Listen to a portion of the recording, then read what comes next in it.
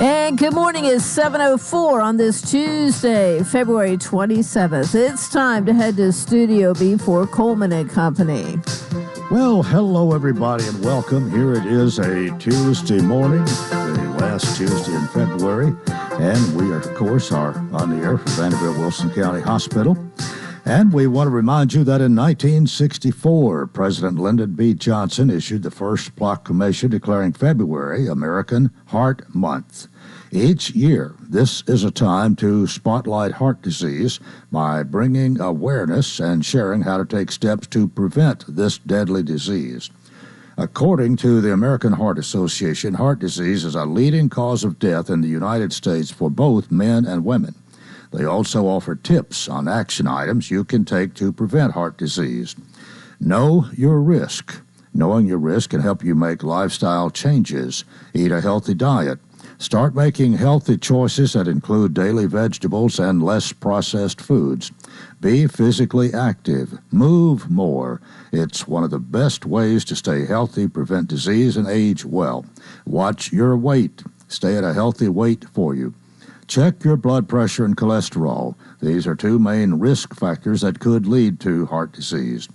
Raising awareness is essential not only in the month of February, but also year-round. It's the awareness that can ultimately save a life, and on the first Friday of February, the nation celebrates National Wear Red Day to bring greater attention to heart disease as a leading cause of death for Americans. And we will remind you to save the date, Saturday, April 27th, 2024, for the Wilson County Heart Walk. This will be at the Nashville Superspeedway on McCrary Road, and the hospital is encouraging you to step up, sign up, and share your personal why on that day. Walk to save lives. And with that, let me go to the telephone this morning.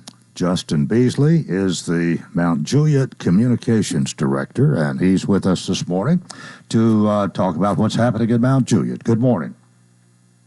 Good morning, Coleman. Again, always a pleasure to be on with you. I know this is our second visit in February, and we appreciate the allotted time to talk about the great city of Mount Juliet.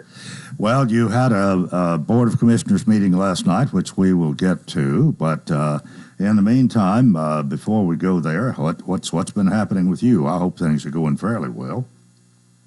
Oh, everything's going well. You know, I got two kids under 2. They slept great last night. I'm calling in this morning because my alarm rang before they woke up. So I'm like, I'll just help out around the house this morning. I wasn't up early or wasn't up often last night, so I probably got a good 8 hours of sleep like you, Coleman. I got to be refreshed when I'm on the Coleman Walker Show. I'm not sure I ever get 8 hours sleep, but I did sleep well when I slept. Look like it. You sound like it. Oh, well, what is the latest? What'd you do at the meeting last night? Yeah, so we passed a couple of resolutions specifically with our fire department. As you know, our new fire chief, Mark Folks, has been there a little more than 6 months. I joked with him that he's not past his probation period, but he is now. And, man, I got to tell you, he's been doing a lot of great things and a lot of outside-the-box thinking to continue to improve our fire services and our EMS services. One of the resolutions last night was to approve a contract with the Hall Group for architectural and design services for the renovation of Fire Station 1. That's our Belinda fire station, and basically what we're doing is adding more bedrooms to that fire station. Again, as we continue to grow with our population, we're doing our census right now. We need more bodies to be able to service the Mount Juliet community, and that's what we're doing there with adding more bedrooms. And then we also have a resolution to approve another contract with the Hall Group for a new Fire Station 3. That's the one on Old Lebanon Dirt Road that we have mentioned that came with a horse, Cozy Joe. That property was something that Mark Folks basically bought at a huge discounted price from a family that lives nearby, and they have a horse that is elderly and wanted to stay on the property. And, you know, by the time we break ground and really get that fire station up, you know, the horse could be well along in years. So we really wanted to keep the horse and its habitat and everything. But you look at those two things with the fire station, we're moving and grooving when it comes to providing what the city of Mount Juliet deserves. Right now we have an ISO 3. It started as a 10, moved its way down to a 5, now it's a 3. And if I know Mark Folks, then he's going to make sure that we get it down to a 1, which is the best, and obviously affects your homeowner's insurance as well. So kudos to him and his department. Joey Edwards, the deputy chief, they're doing a lot of great things for the city. When this is done, what you're talking about, stations 1 and 3, I believe, you kind of be caught up for the moment. I mean, I don't think you're planning any more fire stations in the immediate future. It sounds like you'd have a sort of reached a plateau and going to not necessarily rest on your laurels, but maybe not have to go as fast as you have. Good question. There's no such thing as being caught up in the city of Mount Juliet. We're actually looking at another fire station on Golden Bear. So there's always ideas of getting another one to not only improve response time, but to improve ISO. I mean, we've only got 32 square miles in Mount Juliet, so it's not a ton as far as, spread out fire stations, but there's always better coverage that we can provide. So, Mark Folks will visit you sometime soon, and he can lay that out a little bit better than I can, but I know there's talks about a 4th one and looking specifically somewhere around the Golden Bear area. So he never stops with land acquisition and trying to better service our residents in Mount Juliet. Well, no question about it. The fire department especially has come a long way in a short time here, and it's no doubt enhanced being a citizen of the city of Mount Juliet. Oh, no doubt. And they'll turn 11 sometime coming up in September. And, I also want to mention, too, we've done something with Firehouse Subs. JD, the owner over there, has been great to work with.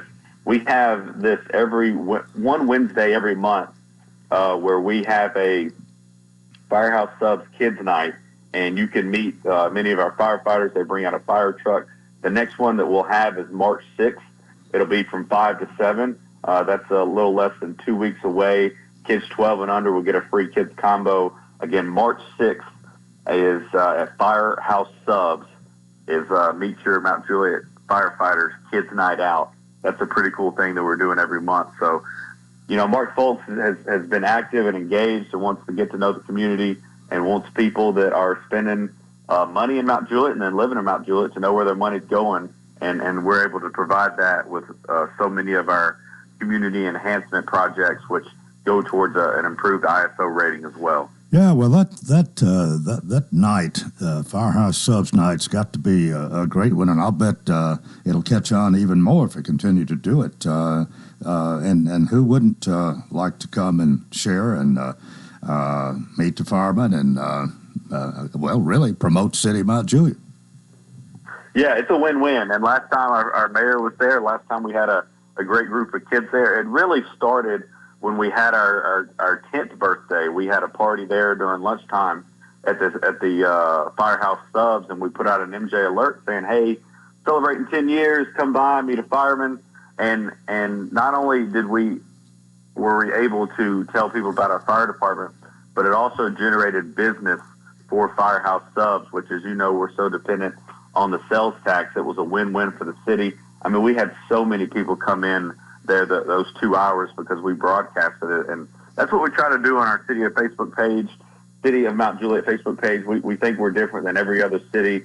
Anything we can find a way to incorporate a business into or a sponsor, we're going to do that because we need people to spend their money in Mount Juliet, generate that sales tax, and keep our tax dollars here that also go towards the school. The mayor had the State of the City not too long ago, and we generated more than $19 million last year in sales tax. That's an equal dollar that goes towards the school systems as well. You add that with a Costco that's coming online in the first week of June, you would expect to have even more sales tax next year. So when you talk about loving school teachers, loving kids with their resources, loving Wilson County schools, we think Mount Juliet does it better than anybody else just because of the businesses that we have coming here and then generated sales tax that goes towards the schools as well. All right, one quick thing here, and we'll go to a break. I know that you're doing a census just like we are here in Lebanon. I think ours is winding down and about to get finished. Where are you? Are you about through with the census in Mount Juliet? Yeah, we got to be through. We've only got 2 days, and when we are able to submit our numbers in, that means we get that money this fiscal year coming up in July. We're north of 37,000. I got that count from our GIS department. Connor Moore, Rob Ely, they have spearheaded that project, and they have done a fantastic job. I think they have an Employee of the Month and then some coming towards them. I mean, they have been burning the midnight oil.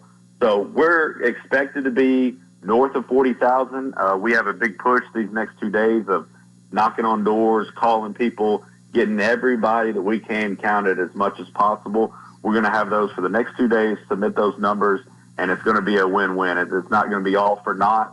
We're going to have a more of a count than we did last time, which was a little north of 39,000. So thank you for asking that. We're in a great spot, and we're going to finish strong this week.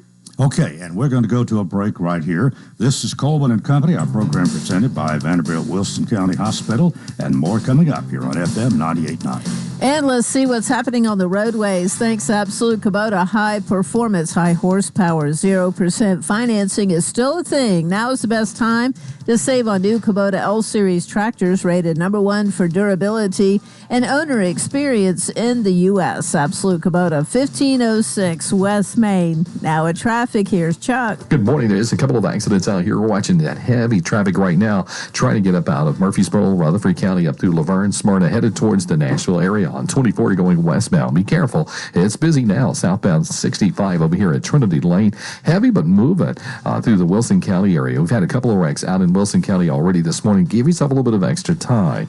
Hey, Princess Hot Chicken has you covered with catering. Check out that awesome menu today at princesshotchicken.com. I'm Commander Chuck with your on-time traffic. Renewal happens here at Lebanon Center for Rehabilitation and Healing. Lebanon Center for Rehabilitation and Healing has experienced new leadership and a new atmosphere. Same location in the heart of Lebanon, 731 Castle Heights Court on the Castle Heights campus. Lebanon Center for Rehabilitation and Healing is providing 5-star clinical outcomes to short-term and long-term care residents. Call 615-444-4319 for a tour and to experience the new culture. Renewal happens here at Lebanon Center for Rehabilitation and Healing.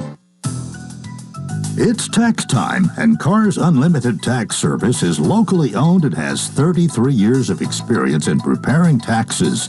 They do upfront loans of $250 to $6,000. They're also an authorized IRS e-file provider. Call 615-449-2955 or stop by 1006 West Main Street in Lebanon. Cars Unlimited Tax Service stands ready to help you prepare your taxes. Continue here on this, it's a Tuesday, and we are glad to have you with us. Our program presented by Vanderbilt Wilson County Hospital. I have a conversation with Justin Beasley, whether we're on the air or off the air, and we sort of have to switch gears in a hurry sometimes, Justin. But back to you. Anything else from last night's meeting you want to mention?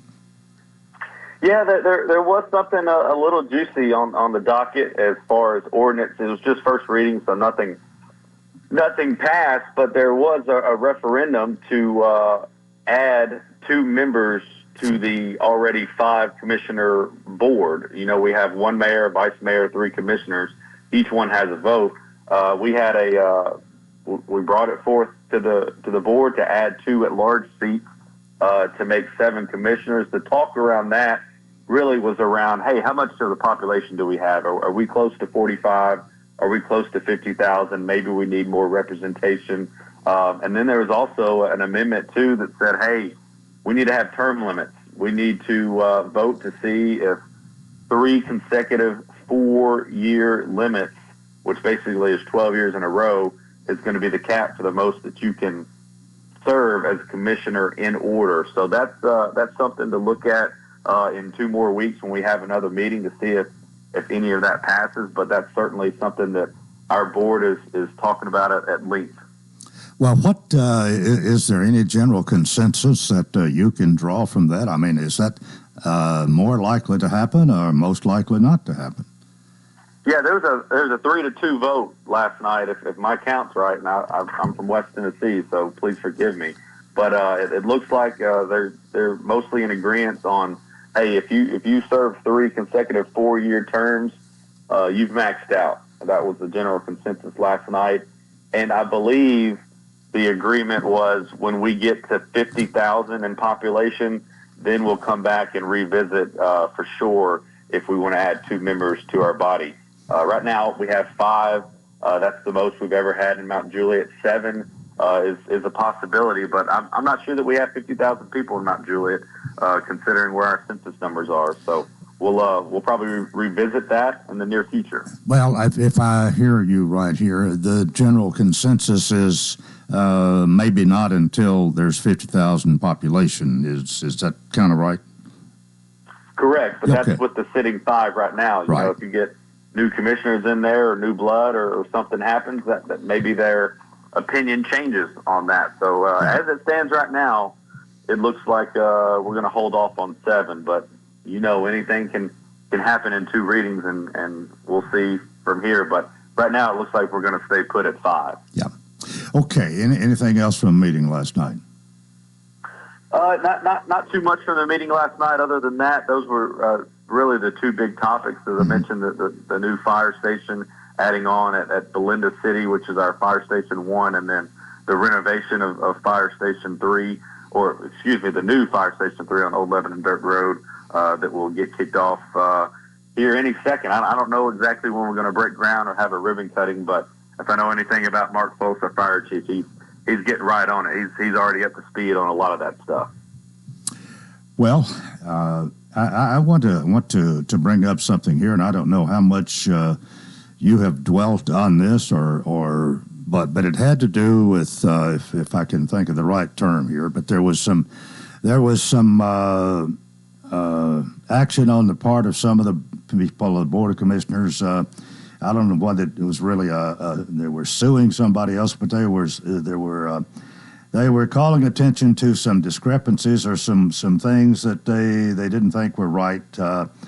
And I understand that this all got settled and everybody is smoking a peace pipe now, so to speak. You know what I'm talking about? It did. Yes, sir. Last Wednesday, it was an ethics violations that were reported. I believe there were a total of 8. All of them were dismissed last Wednesday. The meeting lasted long. It went from about 3 o'clock until I'd say about 7:30 or 8. All 8 were heard in front of a 4-member, was going to be 5-member ethics board. 4 were present. All were dismissed. And last night was our first meeting since. And we also have a public work session on Wednesday at 6 o'clock that will discuss more of the ethics board moving forward so that they can be in a better position to be ready in the case that there would be any more of this in the near future, which we certainly, as any government can say, hope that never happens. But yes, everything is moving forward. No violations were met or accused of, and we're moving forward and doing city business as usual. So I can speak for a lot of people. We were glad that that's in the rearview mirror.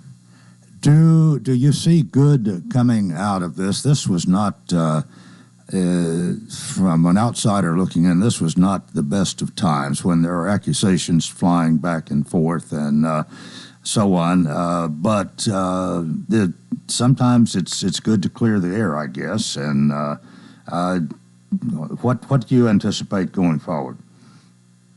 All I can say is I never fault people for their passion, and we have 5 board of commissioners that are proactive in their districts. They love the city of Mount Juliet. They serve wholeheartedly. It is a difficult job as an elected person. Anytime you put your name on that ballot, we got early voting the last days today. Anytime you put your name on that ballot, you have you put yourself out there to be ridiculed, and you have extreme boldness. That's more than I can say. I've never run for office, and I can also say Kenny Martin is the best city manager on planet Earth. He's done a great job of, Ray Justice jokes, Kumbaya Kenny, just because he fosters such a great environment where everybody gets along. He lets people do their job, and I can say if anybody's going to move forward past this, it's going to be our city manager, Kenny Martin, the city of Mount Juliet. and the 5 Board of Commissioners, because we got a lot of work to do in the city. We want to improve infrastructure. We have so many great businesses come into the Golden Bear Corridor, so many great businesses just coming to Mount Juliet because we have a Costco's and a BJ's Wholesale. So the future's bright. There's the best years are ahead of Mount Juliet. So I don't even think we'll be thinking about this in another month, much less another year. I think we've got a great 5, and I wouldn't trade them for the world. They're the only 5 I work for, too, for the record, so I definitely wouldn't trade them for the world. They've been warm and welcoming to me in my 2.5 years, and I love serving them, Coleman. So you pretty much think, as far as ethics and that subject goes, it's pretty much closed, that we're not going to be addressing any ethics issues in the foreseeable future? Well, I don't have my 8 ball with me this morning, so I can't tell you for sure, but I would certainly hope so. I think they'll be in lockstep with a lot of things. I mean, we saw it last night with them voting on the resolutions to improve our fire department and with a chance to add 2 at-large seats. So, they're going to agree and disagree on items just as they would normally, but I think business as usual. I think we've moved past it. We're on to a new era, and we're excited with what we can get done, Coleman.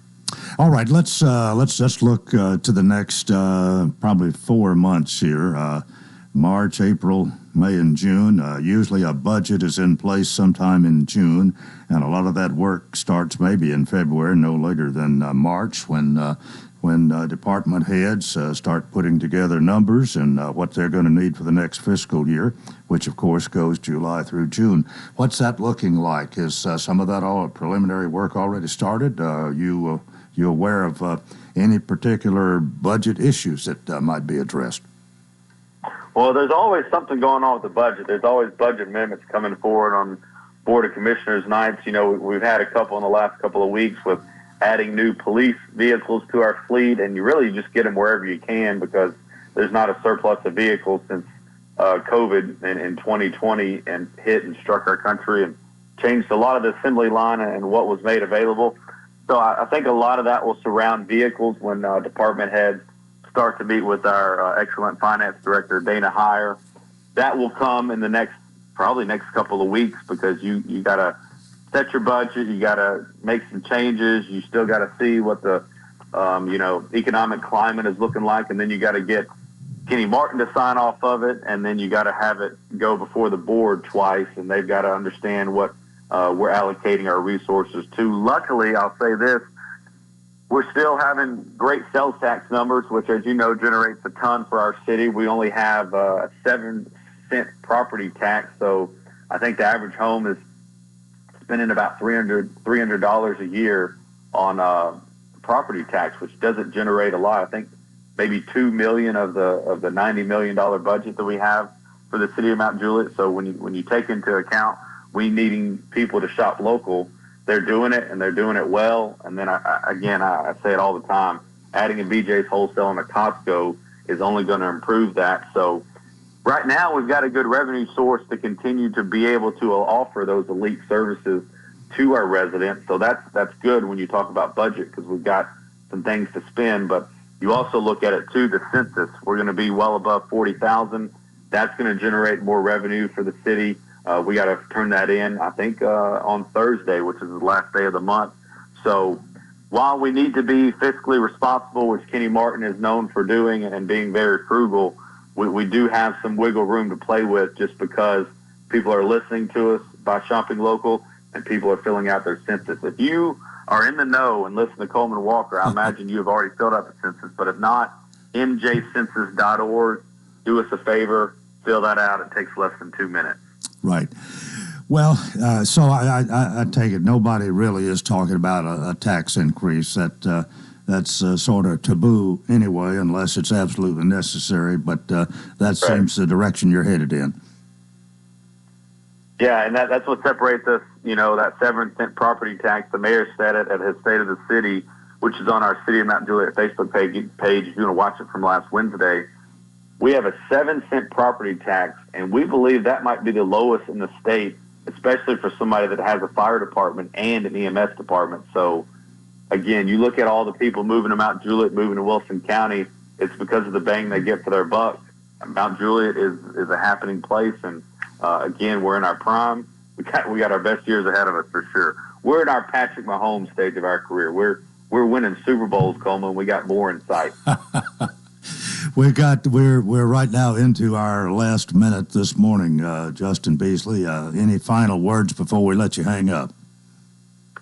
No, just again, we are excited to not only meet our goal for the census, but to have more people sign up these last 2 days. Rob Ely, Connor Moore have done a great job with getting people to sign up. I know Ashley in our finance department has done a great job with calling numbers. Those people are the unsung heroes, and I think they're going to have quite a bit of awards coming their way for how much they have done to burn the midnight oil and work these weekends and really get our census numbers where they want to be.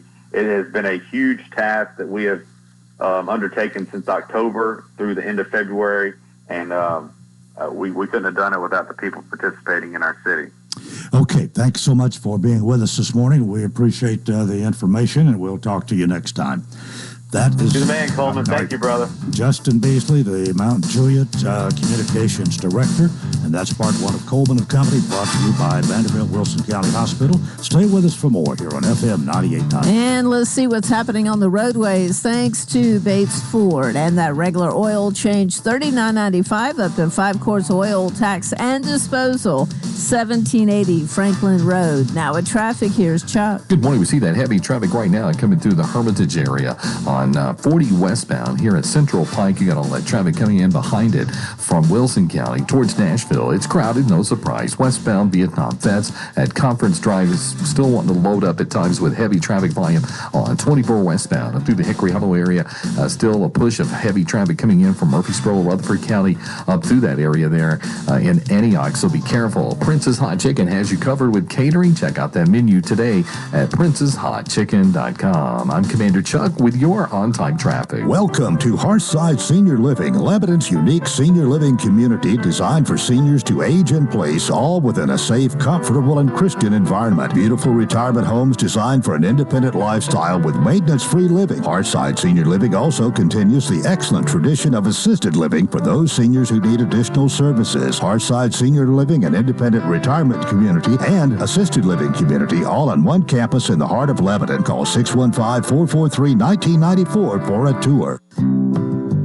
My name is Heather Sadler Gallagher, and I'm running to be your next Lebanon Special School District School Board member. As your next school board member, I vow to improve district communication, strengthen school curriculum, and increase parent involvement in our schools. Our kids, teachers, and parents deserve a school board that works for them. Please vote for our mom, Heather Sadler Gallagher, on March 5th. Paid for by Heather Sadler Gallagher for LSSD School Board. Kirsten Harris, Treasurer. The cozy warmth after coming in from a chilly, pink-cheeked morning walk. The perfect man cave temperature to kick back and watch the big game. When the weather turns cold, a new Rheem heating system will surround your family in total comfort. Are you feeling it? Rheem, the new degree of comfort. Feel year-round comfort with a new HVAC system installed by the pros at Randy's Heat and Air. We're the local team you can trust. Call Randy's Heat and Air today at 615-237-3604. As we go through your Tuesday, a 50% chance of showers and thunderstorms and gusty winds throughout the day, warming up to a high of around 75. Overnight, a 40% chance of showers, gusty winds continuing low down to 49. This weather forecast is brought to you by Walker Auction and Realty, professional auction and real estate services. Get top dollar for your home, land, or personal property. Log on to MikeWalkerAuctions.com. They know auctions. That's a look at your forecast. I'm Stormy Clausen. Welcome to part 2 of Coleman & Company. Here on Tuesday, we welcome Sean Dozier, Executive Director of Hearthside Senior Living. Good morning. Good morning, Coleman. And you doing okay? I'm doing great. We had a great last week at Hearthside. We had a family moved down from Chicago about 3 months ago, and they were touring assisted livings, and of course we were one of them, and they really liked us, and we added their mom to or his mom to our waiting list, and it took about 3 months before we were able to call him and say, hey, we've got a room available. And so anyway, he went back up there, he got her, and packed up, and hired a moving company to move her down, and everything was set. And so they they picked her up, got her down here. They put her in a hotel for the night because the moving company wasn't going to be here till the next day. And they got a call that morning when she was about to move in and said the truck had broken down. So you need to read the fine print. So they read the fine print, and apparently, if you hire a moving company in Chicago and the truck breaks down on the way, or there's a weather event, they have 22 days to get your furniture to the location. 22. So they forgot to read the fine print. But anyway, the truck broke down, and so they didn't have any furniture, so she couldn't move in. So we scrambled, our staff scrambled, and found her a bed, and found her a TV, and found her a nice recliner, and we were able to get her in that day. And I applaud our staff for doing that, because the furniture's still not here, but she was able to move in, and the family was very appreciative. Yeah, I was going to say, they sure. Yeah, the family was very appreciative, and they're still very appreciative. And I guess the truck will get here at some point. But they always use the expression "we escaped from Chicago." I'm not sure what that means, but they escaped, and I guess she was held hostage up there. So anyway, she finally made it back down, and she's doing great, and she's assimilated well into our community. And well, it's a good story. It's a good story because it shows that we know one of our values, Coleman, is customer service, and I think I'm sure everybody else does too, but we go above and beyond and try to make sure everybody gets what they need. And the answer is yes most of the time. 90% of the time, the answer is yes, because there's most of the things we can do, and I think people appreciate that, particularly our families. And in fact, one person wrote on Google reviews this week. I want to read it to you if I can open my phone here. Bonnie McCullough writes, "Mom loves to read, and the staff has kept a great supply of new books for her enjoyment. I think she's working on her 70th book by now and has only been here about 9 months. Always friendly, clean, and helpful. I'd highly recommend this beautiful setting for anyone needing assisted living. Thank you so much for making a great experience." So those are two examples this morning of families that appreciate our good customer service. Well, all of this, I say, and I'll continue to say, it starts from the top down, and you're at the top, so that's a big compliment. Well, thank you. But it does. And you do that, people are going to imitate you. They want to, and the word gets out. Well, it's a big responsibility when you're taking care of somebody's mom or dad or grandmother, grandfather. I take it as a big responsibility, and our staff does too. And I think it shows. And we have some great families who support us, and they come in and help volunteer. They come in and help. They take their loved one out for dinner or whatever. So they're very active and involved. They're there all the time. Our facility's open 24/7. It's not. We lock the doors at 6:30, but they can ring the doorbell and get in just for security purposes. But they can get in anytime and take them out anytime. It's a truly assisted living. People walk in. I think I told you this a couple weeks ago, but I had one of our hospice folks come in and visit with us, and they said, every time I walk in here, this doesn't feel like a assisted living. It feels more like independent living, because most of our residents are truly independent, and they get around and transfer and are able to walk to the dining room and do what they need to do. So I'm really proud of our facility, proud of our staff. And if you're looking for an assisted living, our website is harshsideliving.com or harshsideliving.org. I think both of them get you there, and it has all of our rates and our services. And it's just or you can call us, 615-443-1994. Or, as I like to say, you can just stop by any time of the day, and we'll be glad to give you a tour. And that's the best way to do it. You got any openings right now? We have no openings. No. We have no openings. We have a rather healthy waiting list for our assisted living, and then we also, of course, have a long waiting list for our independent living. The retirement community is so I know. popular. Wish I had 30 more homes. I really do. Could you fill up 30? I could fill 30 today.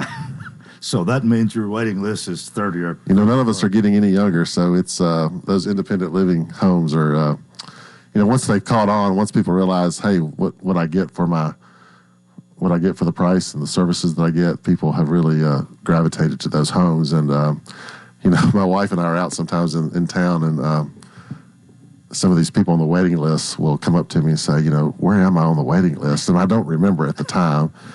And Rebecca says, you've got to get it together. I mean, these people really want to get in there. She feels kind of sorry for them because they really want to get in there. They see it she sees it in their eyes. And anyway, there are a lot of people on there. I hope to get them all in at some point.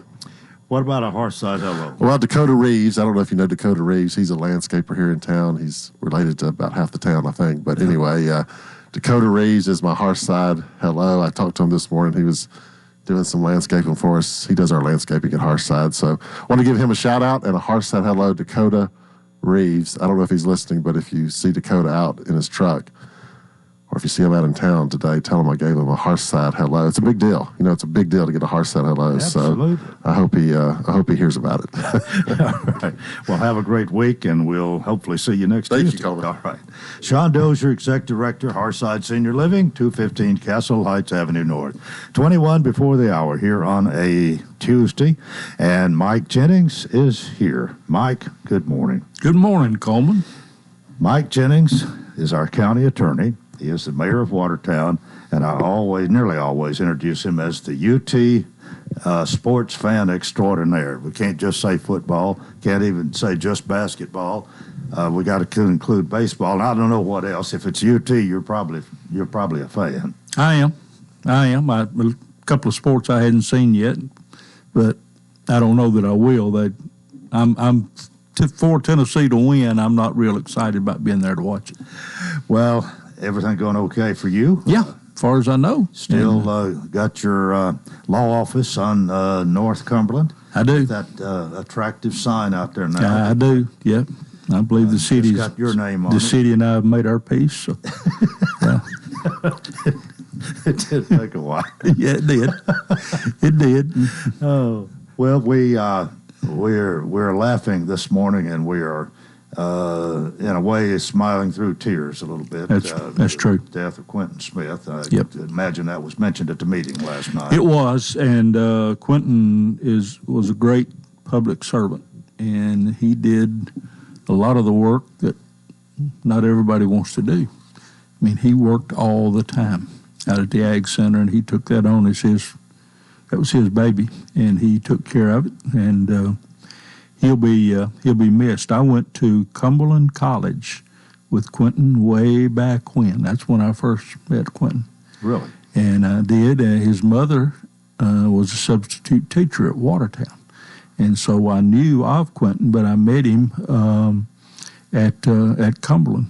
And we've been, I guess, friends and acquaintances off and on. You lose track of each other over sometimes years, but the last few years would see him a lot. And he will very much be missed. And my sympathies to his family. That's a great family. Well, I believe the visitation is going to be Thursday and going to be at the Made in Tennessee building at the Ag Center. That's what I was told. Hours 10 to 2, I believe, and the service at 2. Okay. All right. Well, what happened last night? Well, we had we really hadn't talked. You did. Before we do that, it wouldn't be me and you. Okay. We didn't mention something on the hill more than what you've mentioned. You saw 2 different games over the weekend? I did. My wife and I went up and we saw the A&M basketball game, and then we stayed Sunday for the baseball game. I already had tickets for that. And I was trying to find a ticket to get in to see the Lady Vols play the first half and then walk across the street to the baseball game. But I got caught up in traffic, and the tickets were a little pricey for me to see half a game, so I just didn't buy them. Because I knew I wanted to go to the baseball game. And so yeah, and I had gone up the Saturday before. We had our basketball youth basketball league, and we had our championship games Saturday, and we had our closing ceremony at 2.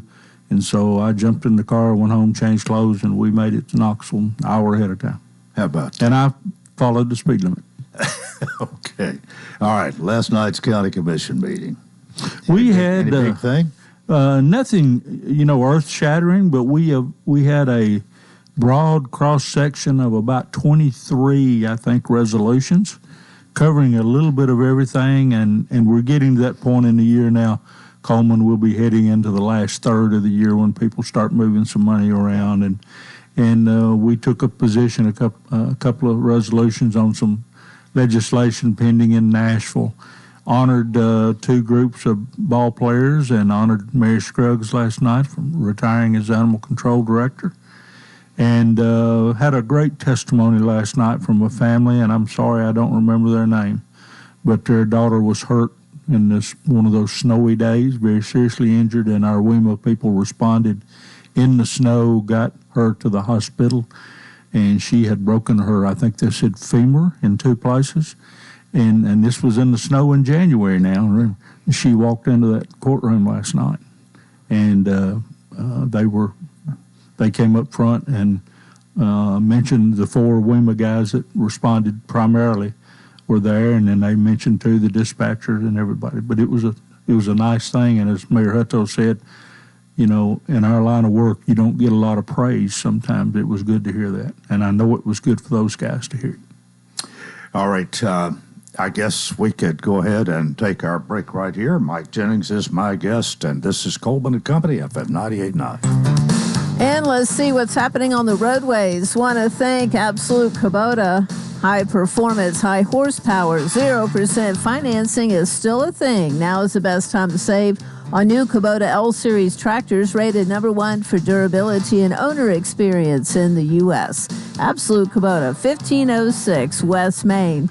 Now in traffic, here's Chuck. Good morning. The police are cleaning up a couple of earlier accidents. Right now, we're still seeing heavy traffic in a couple of spots out here, like trying to get through Hermitage on 40 westbound at Central Pike. A lot of traffic coming in right now from Wilson County to Mount Juliet area, especially 24 still remains heavy westbound up through the Hickory Hollow area. In from Murfreesboro, Rutherford County, it's really crowded. Westbound Vietnam Vets there at Conference Drive. As you come through Hendersonville, it's running pretty slow. Hey, 24/7 reliable crane and rigging services right here in Middle Tennessee. It's Tomahawk Crane and Rigging. Check them out online, tomahawkcrane.com. I'm Commander Chuck with your on-time traffic. What is your passion? How can you use that passion to enrich your community? Hi, this is Melanie Minter, President and CEO of the Lebanon-Wilson County Chamber of Commerce. Your chamber is the resource for making connections to fulfill your passion. Whether education, nonprofit, agriculture, entertainment, or government relations, Wilson County offers a place for you to be involved. Your chamber connects businesses, individuals, and your passion to the community. We have an enthusiasm for excellence. Join us and catch the spirit. Call or visit our office at 149 Public Square in Lebanon. Where a patient starts their cancer care matters. And here, that means Vanderbilt Ingram Cancer Center, Wilson County. It's Vanderbilt level care without making the drive to Nashville. From screening to diagnosis to treatment and recovery, patients can get all the care they need right here close to home. So now, having the best care team and most advanced treatment is closer than ever. Vanderbilt Ingram Cancer Center, making cancer care personal. Again, good morning. We welcome you to our program. Mike Jennings is here.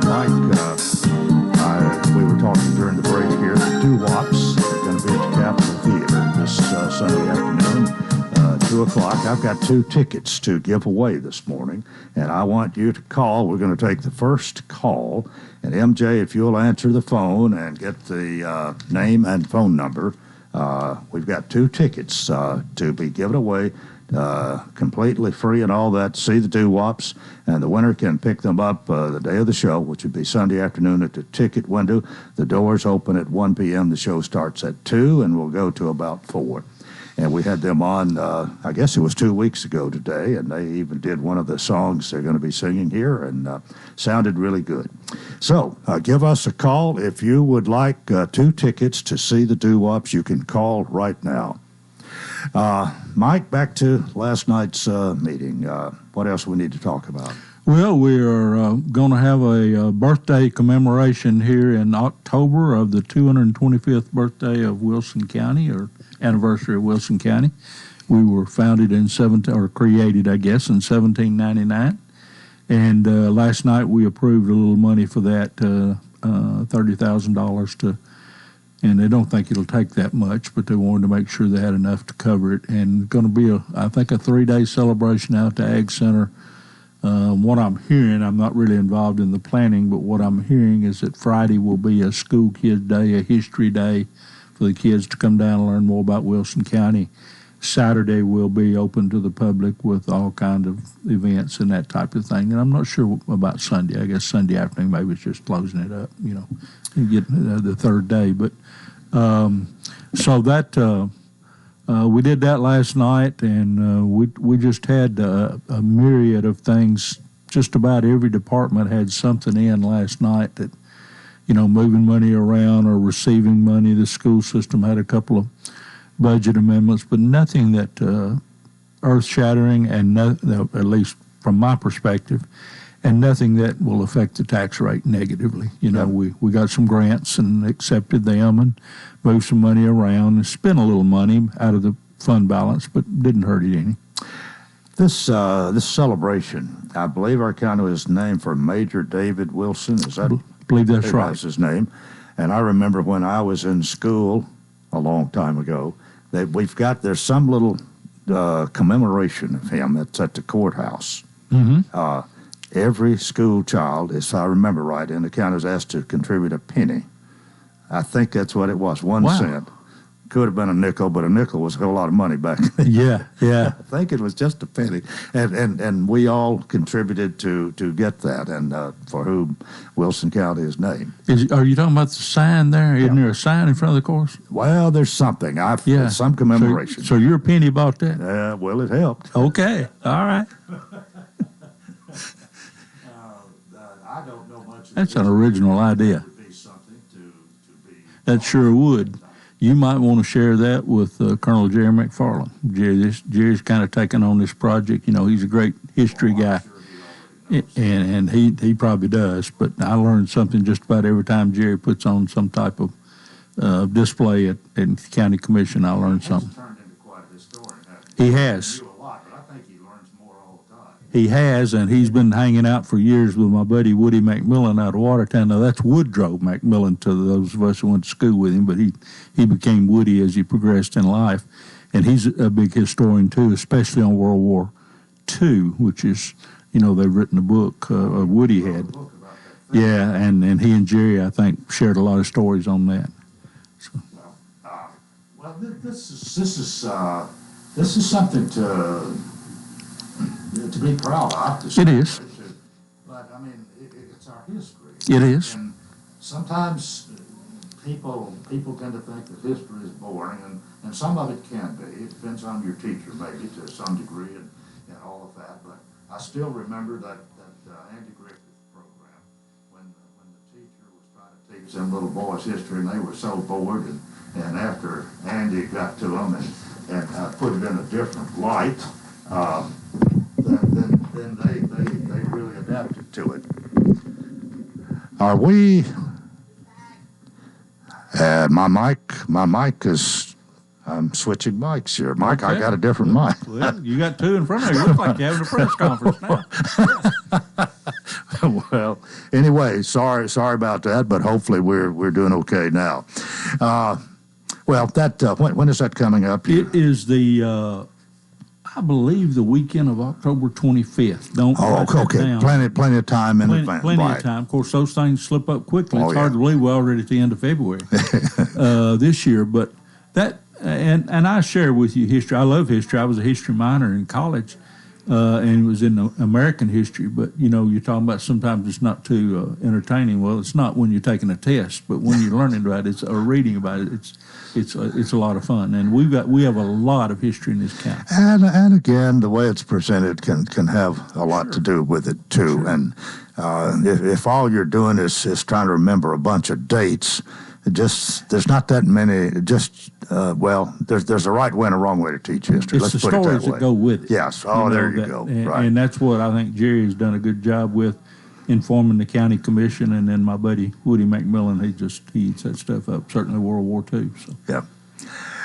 Anything else you want to talk about last night? Well, I was just trying to think. We took a position on a couple of items of legislation down there. One is to create a natural disaster fund that if you have a natural disaster and meet certain qualifications, you can apply for up to $250,000 could be used for debris removal. That could be very, very important.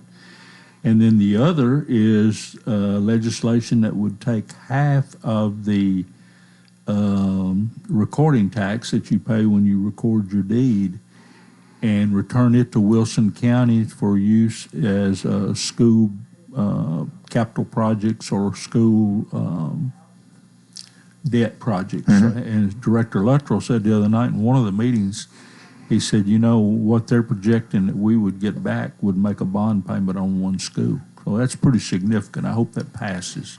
and they get that back up here to us and every other county. But it'll be good for us because we're one of those counties that's constantly building schools. Yeah.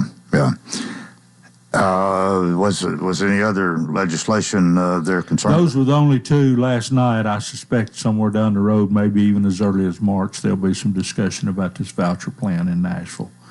And I noticed the House rolled out. I didn't hear the details, but they rolled out their plan yesterday. So now there's the governor's plan, the Senate's plan, and the House's plan. So that'll all of them take money from public education. But that's the only ones we voted on last night. Trying to think, we honored the Mount Juliet Middle School Bears boys basketball team and middle school girls basketball team. Both of them finished in the Final Four in their classification in the state. And then I mentioned Mary Scruggs, who was another great public servant and will continue to be. Mary's. She said last night as we were leaving there, she said, "I'll be back some to watch y'all." Mary will stay involved in government, I think. We got about 5 minutes left. We usually get around to talking about Watertown, and I guess today will be no exception. Anything newsworthy right now? Well, no. Yes and no. The same thing I've been talking about. We're still chasing some money. Our sewer project is we bid it. It's come back. We're going to do it. The only question is where we're going to borrow the money and on what terms.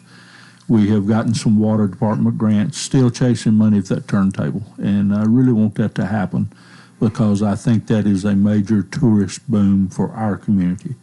And but it's difficult to find the money. I've got a meeting with some with state TDOT people and tourism people in the middle of March, and looking at some other things. But you can piece small amounts of money together, but I hadn't yet found that heavy hitter that'll get us to close to where the finish line's in sight. Have you? I know you've thought about it. Some corporate sponsor or something. We have, and some people. We have a gentleman who's working for us who does a good job of finding those things and pursuing them. We've had some luck with it. I feel like if we ever get that major contribution, Coleman, these other folks that are sitting back watching say, well, it's going to happen, so here's my money. But they don't want to jump out there too much. And, of course, if they do want to jump out there, we'll put it in escrow. We're not going to spend it for anything else. We'll save it for them. And so if that's what's worrying them, go ahead and send a check today. We'll segregate it. Well, back to the sewer thing. I mean, that is more important. Now, the turntable is as far as a tourist attraction and far as spurring of the economy, no doubt that you've got a great idea there if you can do that. But you almost got to do something sewer-wise. We've got to, yeah. We're under an order from the state. And, when they put our sewer in 1962, Coleman, they ran the main interceptor sewer down underneath the creek. So that's just a recipe, and it has turned out to be for leaks and everything else.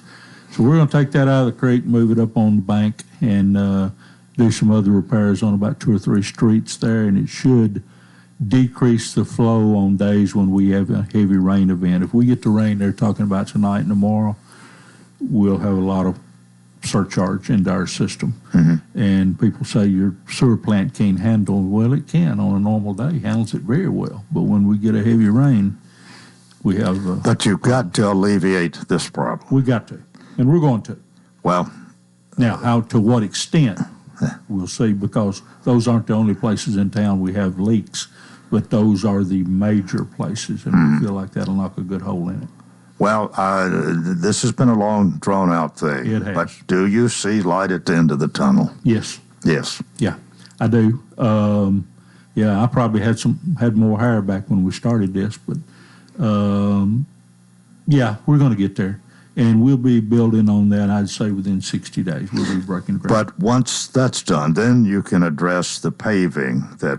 We can, and we'll do that afterwards, but we don't want to pave something and find out we got to tear up the street to repair that line. So we'll try to do it in a progressive order. Well, it does seem like it's taking a long time. If I don't mean to no be way. negative here, No, but you're not. It is but taking a long hopefully there is light at the end of the tunnel, as we say. There is, and you're not being negative at all. It has taken a long time. It gets, government moves slowly sometimes. This one seems to have moved at a snail's pace. Yeah.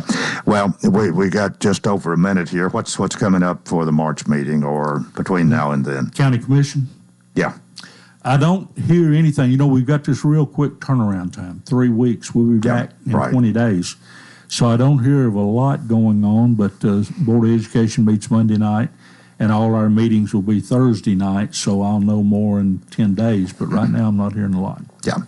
Well, we always appreciate you coming and even appreciate finding out what's happening in Knoxville as far as UT goes. Yeah, we beat Vanderbilt again. Well, you knew that. I saw that game too. Saw them beat Vanderbilt twice this year. It's been a great year. It's basketball. Wait till baseball. Well, that's what I hear. Yeah. We'll see.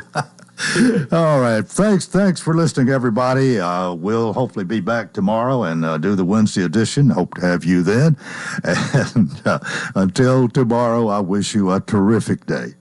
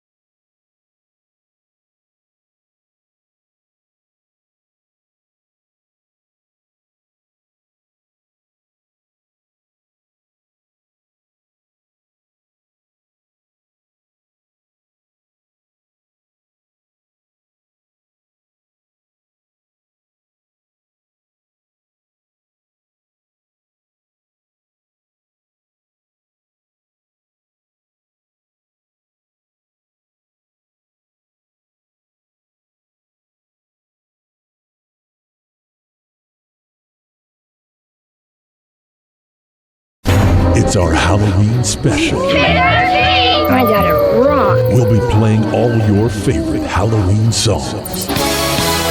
It's alive!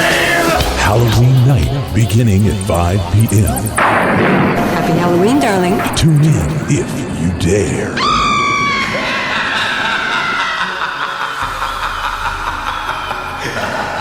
Halloween's my kind of a holiday.